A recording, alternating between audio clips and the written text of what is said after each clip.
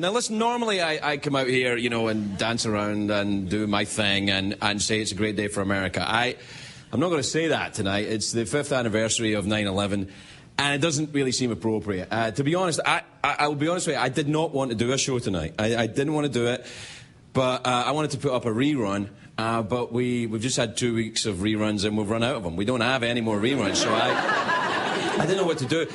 And also, I didn't want to do a show, but it seemed kind of chicken to run away from it. I didn't want to, so I thought, no, I'll come out and do it. I didn't want to come out and do jokes about Paris Hilton and all that kind of stuff like we normally do. We'll have plenty tomorrow, stay tuned. She'll go out and do something tonight, we'll be all over it. But if you watch this show at all, thank you. You'll know that I consider myself an American. I've been here for a long time, I love this country. My first job in America was a construction worker in Harlem in New York, and when I was working there, I used to sit up on the roof at lunchtime with the rest of the guys that worked there and have lunch. When I say lunch, you know, smoke marijuana, and we would. Me and 10 Jamaicans. What were they going to do? So I was. That's what we did. And we used to sit up there and we'd enjoy our lunch, and we would. And we'd watch the planes flying into Kennedy, and just how we thought how awful it would be if ever anything happened, you know. And then, of course, years later, that image that none of us will forget. Now, it's a hell of a thing to change your country. You know, it's like changing your religion. You know, it's like when you become a convert. You know, you're more zealous. Like someone changes to being a Catholic. You know, it's like.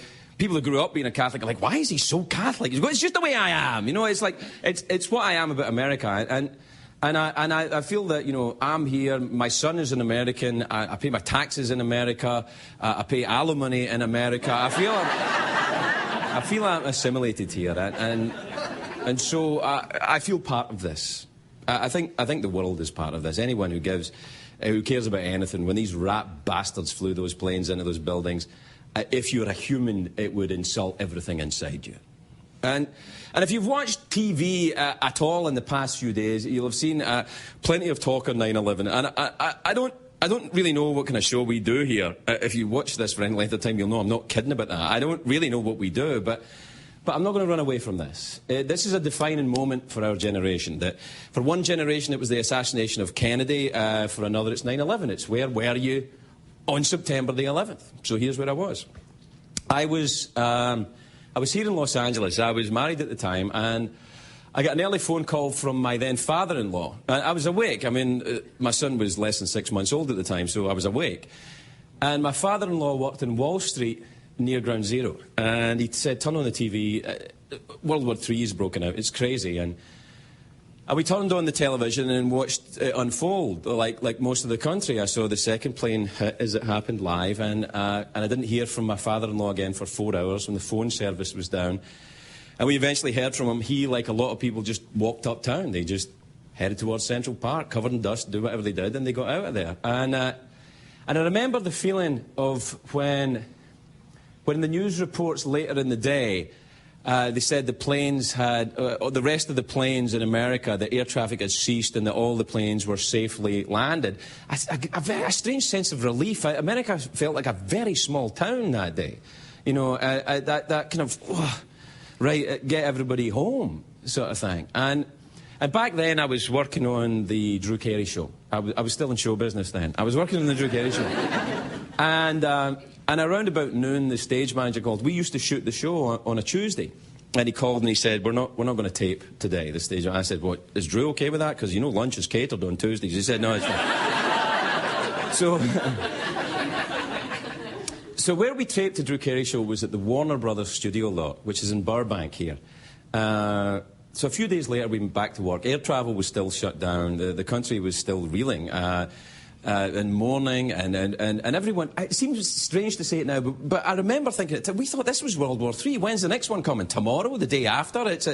And there was all these memorial services everywhere. People in workplaces all over the country. You know, I'm sure you remember people would get together and pray and sing and hold hands and do whatever they could. And Warner Brothers was no different. And They had a memorial service on the back lot. You know, the studio police, the studio fire department, all the people that work there, the Teamsters, the cast from Friends were there, the casts of the Drew Carey were there.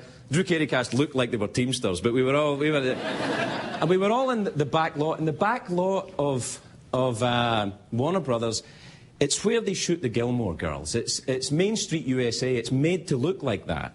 You know, it's a quaint little town. It's got a town square. It's got a bandstand in the middle. They've got a town drunk. He runs the studio. You know, it's everything. It's Main Street, USA. And the street was packed with everyone who worked there. And we're all huddled together. And back then, Warner Brothers had, this is before 9/11, they used to have this giant flag. You remember this flag they used to have? They used to have this giant stars and stripes on the side of one of the sound stages. It's a huge thing, this flag, but the size of a city block. And for the service, the Teamsters had jerry-rigged this flag on some scaffolding in the town square. You know, it was this flag on some scaffolding. It was held on with clips, you know, these Jubilee clips or whatever they call them, just holding this flag on. And it was a very, very hot day like you get in Burbank in September. It was horrible. And this flag up there was some shade, so everyone was huddled under the shade of the flag. And it seemed very poignant at the time that everyone was frightened and everyone was, you know, but we're all kind of huddled under this flag for protection. And at this time of year, the Santa Ana start to blow in Los Angeles. The winds start to blow, and they can pick up a bit. And halfway through the ceremony, as the studio, you know, everyone's saying their piece, this flag started to ripple with the winds that are coming up.